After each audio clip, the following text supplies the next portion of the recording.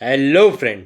दोस्तों, भूमि खरीदने और पट्टे पर लेने में कई महत्वपूर्ण फ़र्क होते हैं और आपके लिए कौन सा बेहतर होगा ये आपकी आवश्यकताओं और लक्ष्यों पर निर्भर भी करता है। अगर आपको भूमि खरीदना है तो आप मालिकाना हक भी चाहते हैं। यह भी एक तरीका है जिससे आप उस संपत्ति पर आंशिक रूप से अधिकार पा सकते हैं। ये लीज का तरीका है। पट्टा को ही लीज कहा जाता है। जिन लोगों को पता नहीं है उन्हें बता दें कि लीज में संपत्ति को लंबे वक्त के लिए किराए पर ले लिया जाता है।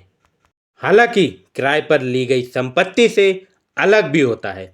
लीज में प्रॉपर्टी के अधिकार आंशिक रूप से पट्टेदार के भी होते हैं, यानी लीज लेने वाले के।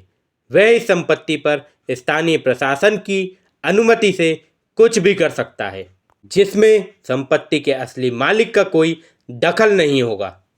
लीज अक्सर 30 या 99 वर्ष की होती है और अधिकांशतः कमर्शियल संपत्ति के लिए लागू होती है। अब जब आप लीज का मतलब समझ गए हैं तो हम जानते हैं कि यह खरीदने से कैसे अलग है और दोनों में कौन सा चुनना आपके लिए बेहतर होगा। यहाँ हम कमर्शियल संपत्ति पर चर्चा करेंगे। खरीद और पट्टे की बात करें तो प्रॉपर्टी खरीदने वाले व्यक्ति को पूरा मालिकाना हक मिलता है।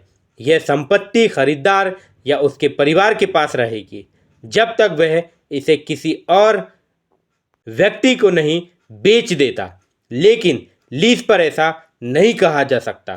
प्रॉपर्टी को लीज पर देने वाले व्यक्ति का अधिकार सिर्फ एक निश्चित अवधि तक ही रहता है। बाद में संपत्ति का अधिकार वापस उसके मूल मालिक के पास जाता है। उस संपत्ति को पट्टेदार को बेचना बेशक मूल अधिकार की इच्छा है। दूसरा अंतर की बात करें तो दूसरे अंतर पैमाने पर पट्टे पर ली जाने वाली संपत्ति खरीदी जाने वाली संपत्ति की तुलना में अधिक महंगी होती है। इसलिए बिल्डर्स अपार्टमेंट बनाने के लिए ज़मीन को लीज पर ही खरीदते हैं। इससे उनका खर्च कम होता है। अब सवाल है कि संपत्ति कब खरीदी जाए और कब लीज पर ली जाए। तो वास्तव में अगर आपको संपत्ति बहुत लंबे समय तक अपने पास चाहिए और आप चाहते हैं कि संपत्ति आपके वंश को विरासत के तौर पर मिलेगी तो आपको उसे खरीदना चाहिए। इसमें बहुत पैसा खर्च होगा, लेकिन फिर वह संपत्ति आपकी और आपके उत्तराधिकारी की ही रहेगी जब तक कि आप उसे बाद में नहीं बेच देते। वहीं अगर आपको हमेशा संपत्ति नहीं चाहिए, आप उस संपत्ति को अपनी विरासत नहीं बनाना चाहते हैं और आपको सिर्फ 30 से 50 साल के लिए कमर्शियल कारणों से संपत्ति खरीदनी चाहिए, तो आप इसे खरीद सकते हैं। ये खरीदने से अधिक फायदेमंद होगा। तो दोस्तों, ये था दोनों में अंतर। तो मिलते हैं नेक्स्ट वीडियो में किसी नए टॉपिक के साथ। तब तक के लिए जय हिंद, जय भारत।